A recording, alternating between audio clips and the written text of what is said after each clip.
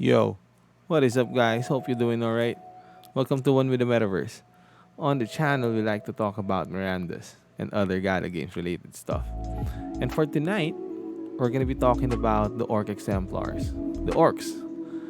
And yeah, the things that we're gonna be discussing, or the information that I'm gonna be sharing with you guys, for the most part, are gonna be coming from things that we picked up from different AMA sessions we've watched between the Gala game devs or the Mirandus game devs, uh, mostly Michael McCarthy and Bitbender and Eric Schurmeyer, sharing information about the game. Some of the information that I would share would be coming from official Gala Games blog post regarding the exemplars, and of course, the different announcement that Gala Games has released through their official Discord channel. But we also want to acknowledge that the game is not out yet, and for the most part, we do a lot of, if you may call it, speculating, or we kind of wanna relate what we have, what we know so far about Mirandus to our previous MMORPG gaming experience, and playing different MMORPGs and open world sandbox, and participating in some beta and alpha tests as well of some of previous MMORPGs that we played over the past almost 2 decades now. So yeah, that's what we want to do, and we want to have fun doing it. So don't take anything I say too seriously, and always take it with a grain of salt, if you may call it that. But yeah, tonight again we're gonna be talking about the Orc Exemplars, and what we're gonna do is we're gonna check all the different clans and tribes of the orcs. There are a total of 5, and let's see what their traits and specialities are, and kind of related to previous game experience. How these mechanics kind of work in traditional MMORPGs, and kind of anticipate as well what its future implications are when the game releases, when Mirandus releases. So yeah, just a quick, some key notes. There's gonna be a total of 10,000 orc exemplars, which makes them 20% of the total number of exemplars that's gonna exist in the world of Mirandus. And out of the 10,000 orcs, it's gonna be divided into 5 different clans. So that means if you get to play an orc and you have a special ability or trait, there's going to be only 2,000 of you in the whole game world that's going to be able to have that special trait or speciality, depending on what clan or what tribe of orc you're into, or you belong to. And yeah, also what I have observed, or the way I see it, since the level of rarity, uh the tier of the orc exemplars, they belong to the epic rarity. So they're one tier higher compared to the human exemplars, which of course belongs to the rare. They're classified as rare exemplars. And yeah, my point is, I the way I see it, when we kind of look at the different skills and traits of the human exemplars, it seems to be that all of them are bonuses. All of them are bonuses. So let's say, the seafarer has a bonus in seafaring. The riders of the north would have, bonuses when it comes to using horse related skills and abilities. The green clothes are going to be better at gathering wood, and they're going to be better at carpentry. So there are all bonuses. So what this implies is there's no exclusivity with the things that they do.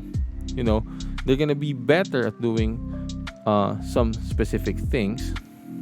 Again, like wood gathering and carpentry, in the case of the green cloaks. But wood gathering and carpentry is not gonna be exclusive to them alone.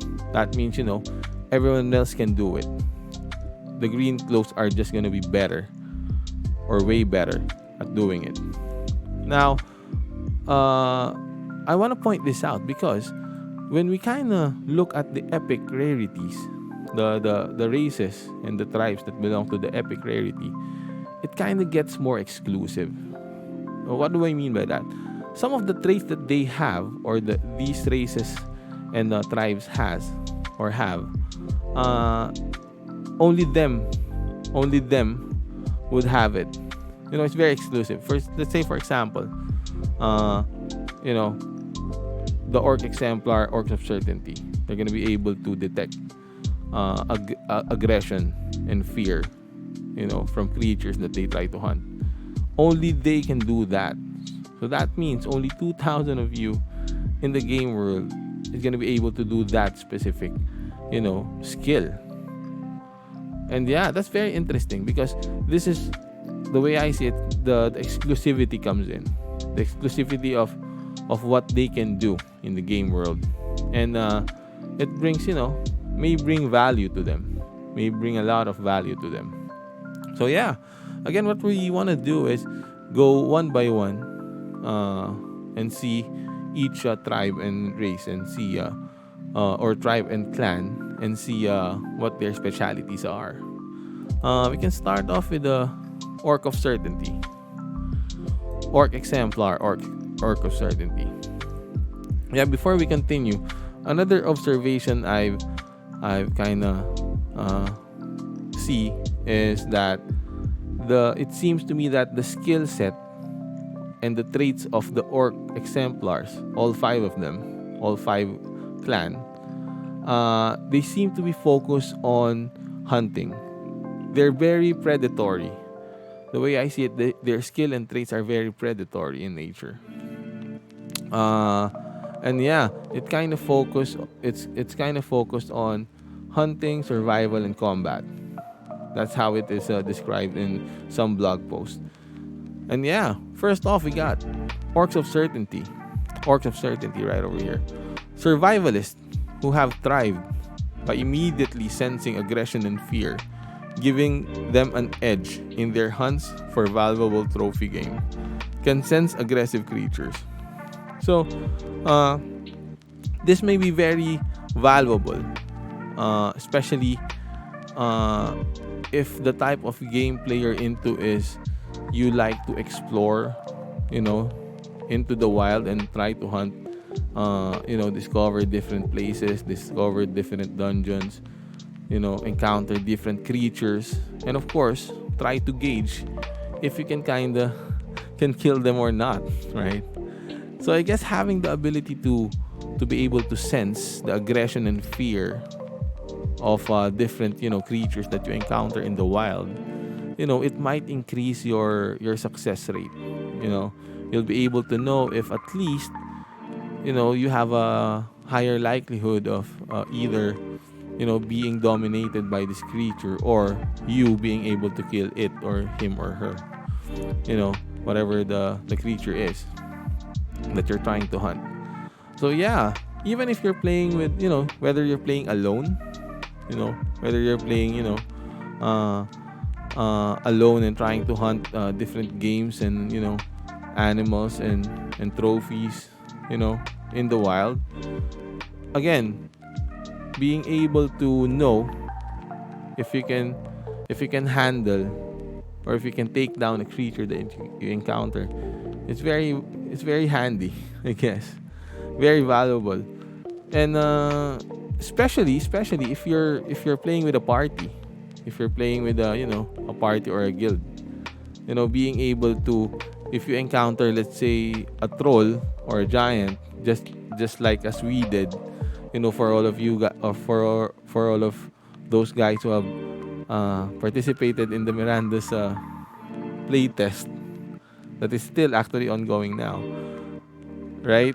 Some of you guys have encountered the troll, and of course it's just a playtest version, but imagine encountering those type of creatures in the wild, out when you're exploring the world of Mirandus, a few years from now.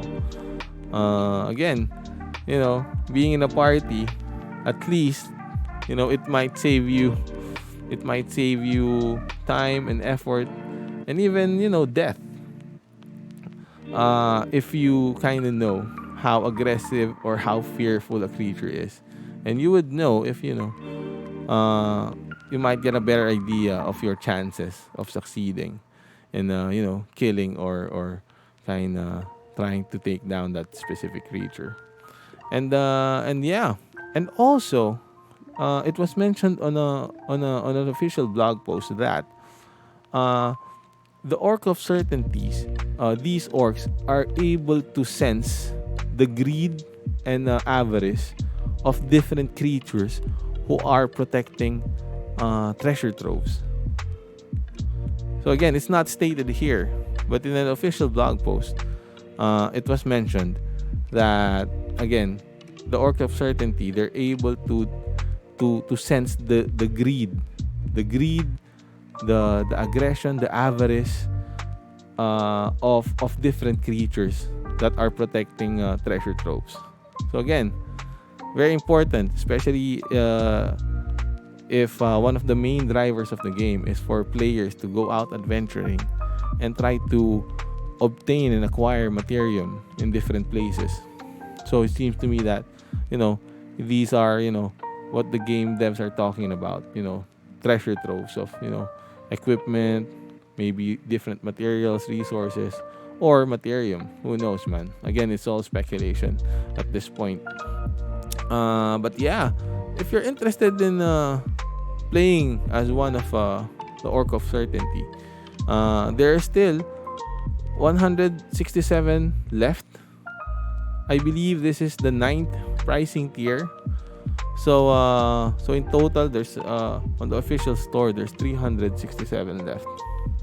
If we kind of do the math, and yeah, again, if this fits your play style, wanting to sense or gauge or measure how aggressive or how fearful a creature is when they encounter you or you encounter them, yeah, Orcs of Certainty, man, might be the exemplar for you.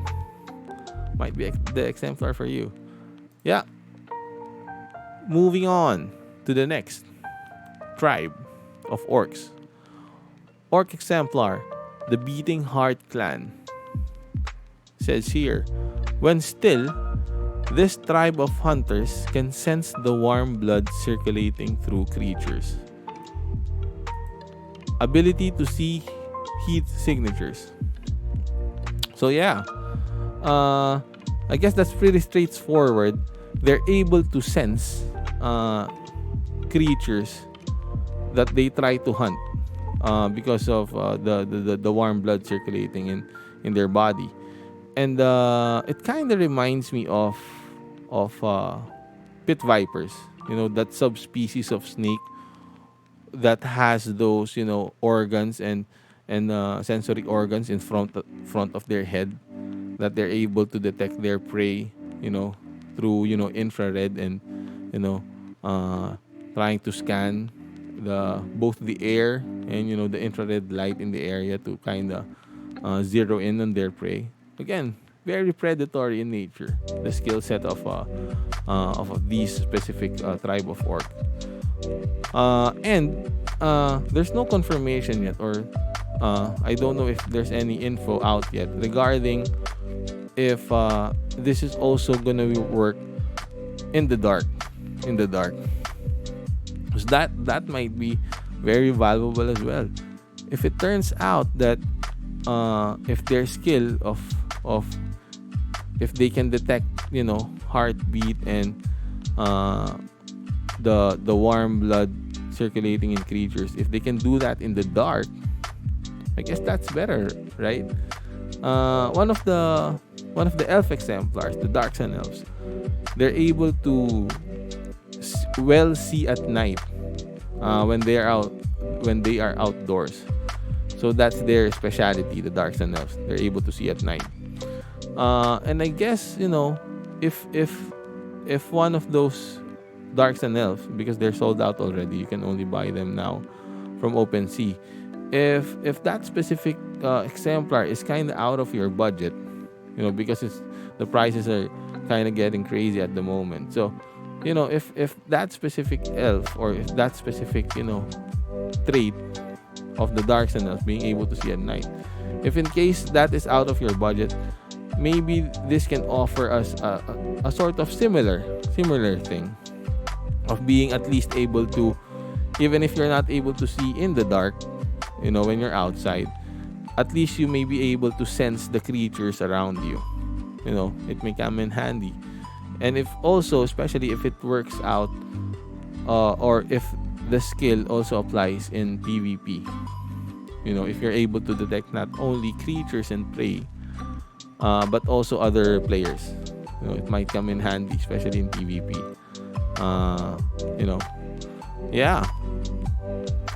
Yeah. So again, very predatory, their skill set. What else do we have to say about the Orcs of the Beating Heart clan? And again, it seems to me that their skill is very exclusive, because the way it was described on a blog post, it was mentioned that their ability to sense other creatures around them was kind of beyond the comprehension of humans. That's how it was described. It was way beyond the comprehension of humans. They can't seem to understand how these orcs are able to do what they do. Especially the Beating Heart clan. So again, this is where the idea of their skill being very exclusive to their race. It's not just a mere bonus. It's a skill that only your clan has. So yeah, I guess that's very interesting. And yeah, so if you're interested in playing one of these guys, Orc of the Beating Heart clan, there are still 159 left in this price tier, and based on the price, I assume that it's on the eighth price tier. That means when the 159 sells out, the price tiering will go a step higher. It will go to the 9th tier. The price would increase, and again, it will restock with 200. Yeah, because there's 10 tiers of 200. Yeah, if that makes sense. So again, still available. Moving on to the third tribe or clan of orcs, Orc Exemplars, the Bone Orcs. The Bone Orcs. It says here, only fast healers survive the razor-sharp limestone of their native lands. Even wounds to the bone seems to heal, hence their name. Again, initial impression that I get, and I guess a lot of you guys would agree to this, that it kinda might be the best at being a tank, right? Taking the role of a tank in a party. Again, the tank, the support, and the DPS, the sort of holy trinity of strategic gaming, right? And yeah, playing the tank role, very important in a party, or even if you're playing by yourself. Being able to heal faster, being able to heal better, it's a huge advantage. It's a huge advantage. If you kind of think about it, it may be a small trait to have, being able to recover your HP quicker or faster or more efficient when using potions or when being healed. But it has a lot of implications. Imagine if you're able to self-heal, or if you're able to regenerate your HP faster. That means you're gonna be buying less potions, less HP potions. So you're gonna be able to save resources or materium in acquiring, again, HP recovery potions or heal pots. And also it will save you inventory space, and also save you, the weight capacity as well. So again, these things add up, and it might be a huge advantage if again you're able to heal better or heal faster. And according to the lore, that is what seems to be the speciality of the bone orcs. Yeah. So again, maybe the best class or the best tribe and race to take on the tank of the role of a tank. Yeah, the role of a tank, right? And also, it was mentioned on the blog post that they are going to be almost immune to bleeding. For all of you guys who has experience playing different video games, especially MMORPGs, bleeding is a common status in video games, right? Usually, it relates to damage over time, or it sometimes relate to being able to recover or heal efficiently. So let's say a potion might give you 100 HP, but when you have a bleeding status, it may only give you 50 HP. So usually, or in my experience, that's how the bleeding mechanic works as a status. Or sometimes it's damage over time. You get a tick, a number ticking, losing HP while you have the bleed status. Sometimes that's how it works. For Mirandus, we don't know yet, but what was only mentioned in a blog post was that the bone orcs are gonna be almost immune to bleeding status. So again, another layer of them, the bone orcs, being able to heal, better, faster, more efficiently. And yeah, if you like playing as a tank, I guess you can say that. Orc Exemplar, the bone orcs. I believe based on the pricing, 3,200. It's on the last tier. It's on the 10th pricing tier. So that means on the official Gala Game Store, there's only 151 left. Again, their skill set very predatory. Predators, when they engage their prey, sometimes they get injured as well. Even great white sharks, right? Like they're on top of the food chain when it comes to the open sea or ocean. But still, scientists and oceanographers and people who kind of study them, sometimes they observe these majestic creatures having battle scars as well. And I guess if you're a predator, trying to hunt different creatures, it also helps that you're able to heal better, so you can continue killing stuff, I guess. So again, very predatory in nature, the way I see it. And that's good, man. That's good. Yeah, moving on to the fourth one. The fourth Orc Exemplar. The Clearbloods. The Clearbloods. Actually, this is out of all the exemplars that I own, my first one was a Clearblood Orc. A Clearblood Orc. Orc Exemplar, the Clearbloods. Yeah. My first ever exemplars. And then it went on from there.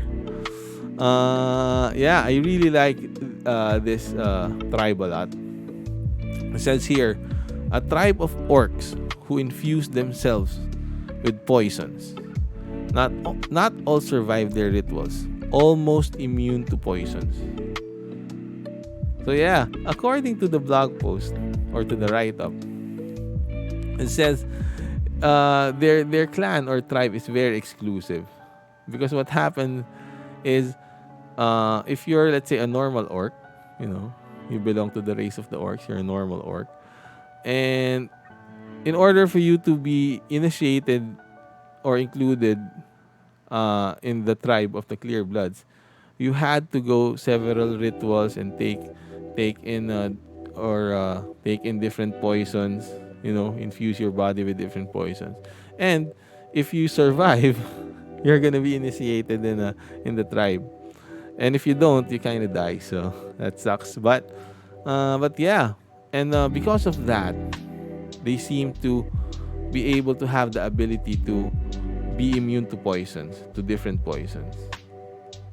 So I guess the poison mechanic in video games, again, almost always relates to, again, damage over time and slow. Usually damage over time and slow. That's the usual combination of the poison status in different video games, right? At least in my experience.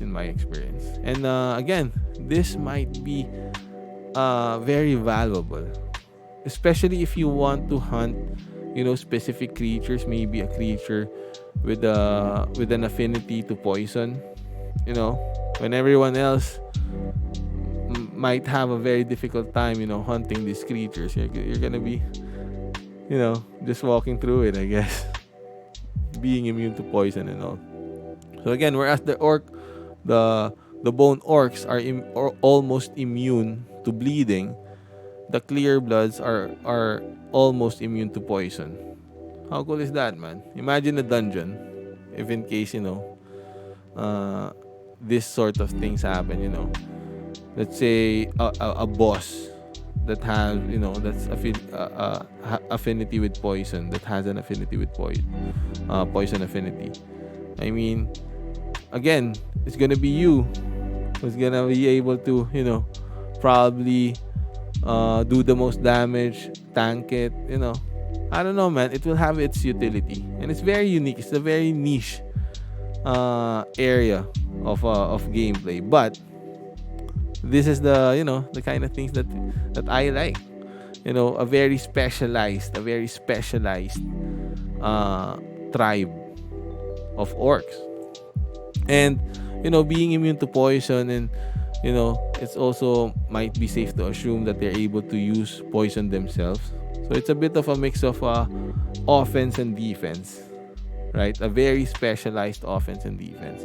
And the good thing about poison or damage over time in video games, especially in MMORPGs, is that in case you encounter a creature or a player or an opponent that has an HP regeneration skill or trait, let's say a boss. Usually bosses in video games or in MMORPGs, usually they have an HP recovery mechanic, right? And having let's say you have a party, having a clear blood in your lineup or in your roster, it may be able to inflict damage over time, which kind of negates HP regeneration of whatever creature you're trying to kill, right? And yeah, again, the slow is very valuable as well, especially if the time comes when if it gets to the point that there's an element of PvP already in game, especially open world PvP. There may be specific areas in the world where open PvP is allowed. I mean, man, poison and slow is a very valuable skill to have, especially if you're gonna be hunting as a party. Trying to raid other parties or other group, or trying to catch other players. Man, slow might be very valuable. Again, very predatory in nature. A lot of predators in the animal kingdom, right?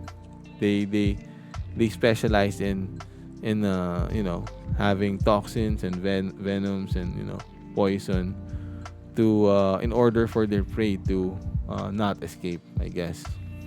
And yeah, again, very predatory, their skill set. I love these, the bone or the clear bloods. I like these a lot. Very specialized. And yeah, again, it's one of the cheapest. It's the cheapest orc you can buy out of all the tribes in at least on the official Gala Game Store. In OpenSea, I don't have an idea yet. I haven't checked for a couple of days now, so I can't kind of attest to that. But yeah, clear bloods, the fourth tribe of orcs for tonight. And moving on to the last one, the last tribe of orcs, Orc Exemplar, Orcs of the Long Hunt. It says here, their people are known for long, arduous hunts. The thrill of it sustains them for long periods, allowing them to capture the most elusive and valuable prey. Can go much longer without food and sleep. Yeah. Food and sleep. It seems to be it's gonna be a very important or essential element of the game mechanic, and it kind of shows because as early as the pre-alpha versions, the previous stress test, uh, and now we have the play test that's going on at the moment.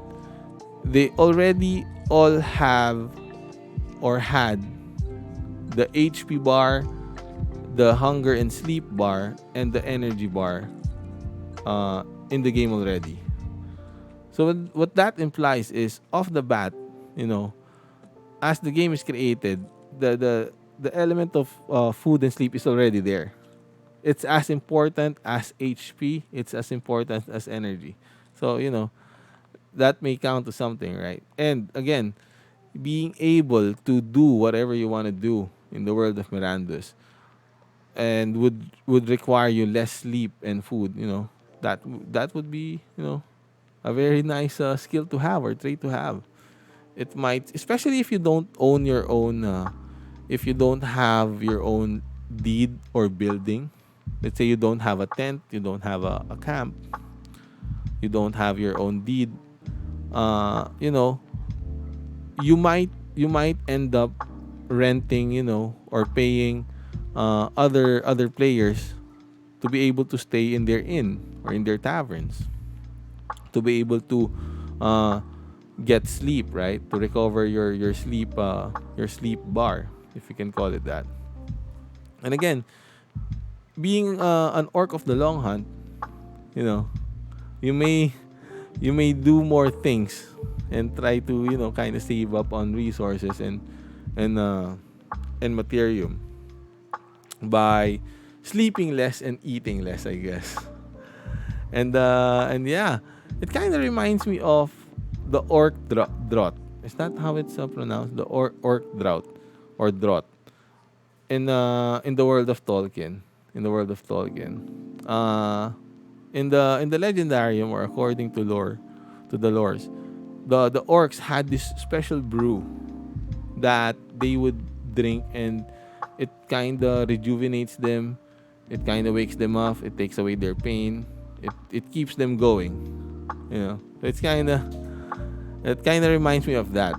The orcs being so addicted to hunting, the thrill of the hunt, that they kind of forget that they're that they haven't had sleep and haven't eaten food yet. So that's kind of maybe how the concept is.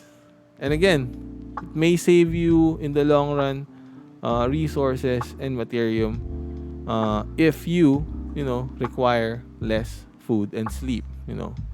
A very let's say low maintenance, low maintenance, a low maintenance exemplar, and it can do a lot of things. Again, being an orc, it might have additional stats. Hopefully that is kind of lean towards hunting and PVEing, if that's even a word. Player versus the environment, and yeah.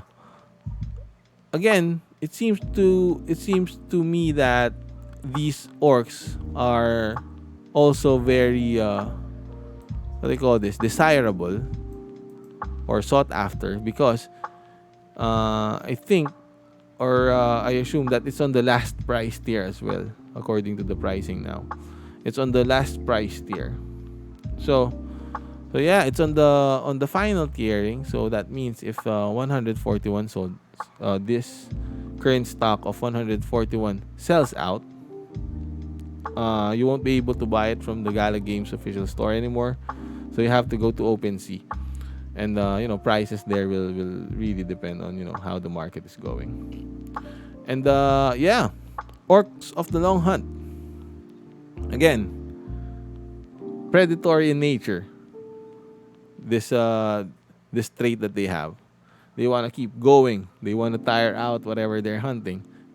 Yeah, if you think about it, in even in PvP, right?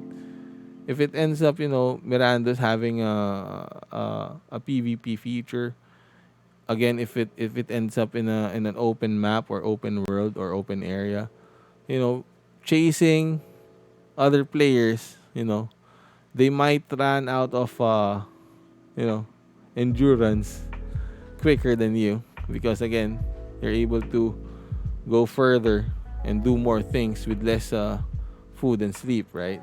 So yeah, the last of the orc exemplars. And unfortunately, I couldn't get more info on them because out of the four or out of the five different tribes, they're the only tribe that doesn't have a write up in one of the official blog posts. So maybe soon. I don't know. Hopefully, Gala Games will can release more info on them. And yeah, that kind of ends our discussion for tonight regarding the five different tribes and clans of the orc exemplars. Again, as we have seen, their skill seems to be very predatory in nature and very exclusive to them. Again, comparing it to the human exemplars, where their traits and skill are all bonuses, are mostly bonuses. When it comes to the dwarf and the orcs, it gets kind of exclusive to them. And speaking of the dwarves, hopefully tomorrow I can do a video as well on the dwarf exemplars, on the race of the dwarves. And yeah, this is very interesting because it kind of relates a lot again to the legendarium of Tolkien and how the dwarves are described in the lore. And that's what I like. And I hope you guys enjoy those kind of things as well, as we kind of relate Mirandus to other things that we love, whether be it Game of Thrones, I don't know, Lord of the Rings, the Silmarillion, or whatever medieval fantasy stuff you're into, I guess. And yeah, that's what we like. So again, tomorrow, I might be doing a video on the dwarf exemplars. I'm actually redoing them. I had the previous video recording of me talking about the dwarf and the orcs, but it was kind of a mix of both my native language and English. And I got a few suggestions from some of our viewers if we can kind of keep the the video in English, so we can accommodate more people. So yeah, and thank you for the suggestions. And if you have any comment, or if you have any suggestions, please feel free to comment down below. And yeah, and hopefully we can keep working and improving the content and the channel. Hopefully we can kind of build a community as well, with the game being a year, 2 years away from now. I guess it may make our wait more meaningful, I guess, if we can kind of talk about Mirandus, kind of speculate and relate it to other things that we love. And yeah, again, thank you guys for watching the video. I hope you enjoy the content. And thank you as well for all of you guys who have subscribed and liked the video. And yeah, I'll keep the Mirandus videos coming. Again, I love talking about this stuff. And yeah, yeah, I'll be ending the video here. And yeah, see you guys in the next video. And as always, man, peace and love. Yeah.